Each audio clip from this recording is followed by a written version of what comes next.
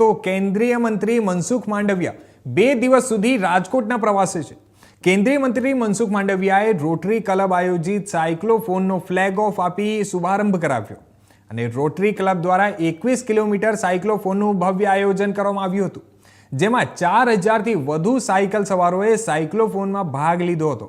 કેન્દ્રીય મંત્રી મનસુખ માંડવિયા, સાંસદ પરસોત્તમ રૂપાલા, ધારાસભ્ય રમેશ ટીલાળા, દર્શિતા શાહ, કલેક્ટર પ્રભવ જોશી સાયક્લોફોનમાં જોડાયા હતા।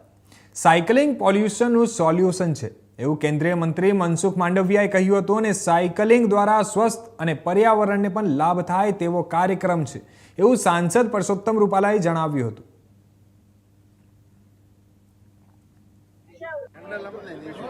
સાહેબ, આજે સાયક્લોથોનનું આયોજન કરવામાં આવ્યું છે, આપની પણ હાજરી। રોટરી ક્લબ દ્વારા આજે સન્ડે ઓન સાયકલ મૂવમેન્ટ અંતર્ગત સાયક્લોથોનનું આયોજન કરવામાં આવ્યું છે। 4000થી વધારે યુવક યુવતીઓ રાજકોટવાસીઓ આજે સાયકલિંગ કરીને પ્રધાનમંત્રીજીના ફિટ ઇન્ડિયા મૂવમેન્ટને આગળ ધપાવી રહ્યા છે।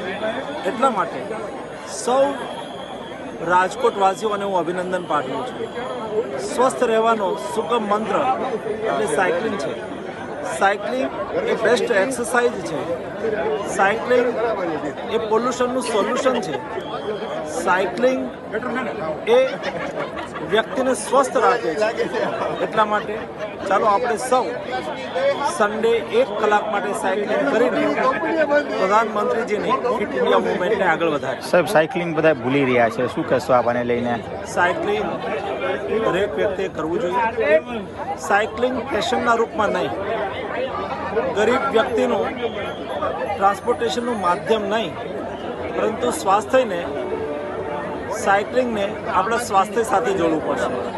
હું માનું છું કે દેશની અંદર સાયકલિંગનો ક્રેઝ વધી રહ્યો છે।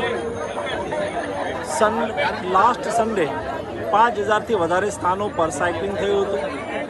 આ સન્ડે પણ 5500થી વધારે સ્થાનો પર સમગ્ર દેશની અંદર સાયકલિંગનું આયોજન થયું છે।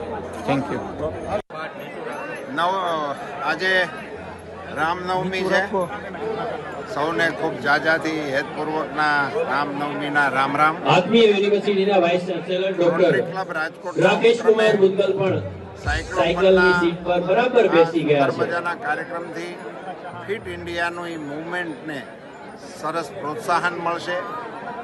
સાયકલિંગ દ્વારા પર્યાવરણને અને સ્વાસ્થ્યને એક સાથે શ્રી રમેશભાઈ ટીલાળા પણ આપણા સાયકલ ક્લબના પ્રેસિડેન્ટ દિવ્યેશભાઈની સાથે જોડાયા છે। યુવાનોને મારી વિનંતી છે કે તમારા દૈનંદિન જીવનમાં સાયકલિંગનો ઉપયોગ કરવા માટેની આદત પાડશો તો તમને અને રાષ્ટ્રને બંનેને ખૂબ ફાયદો થશે। રામ રામ।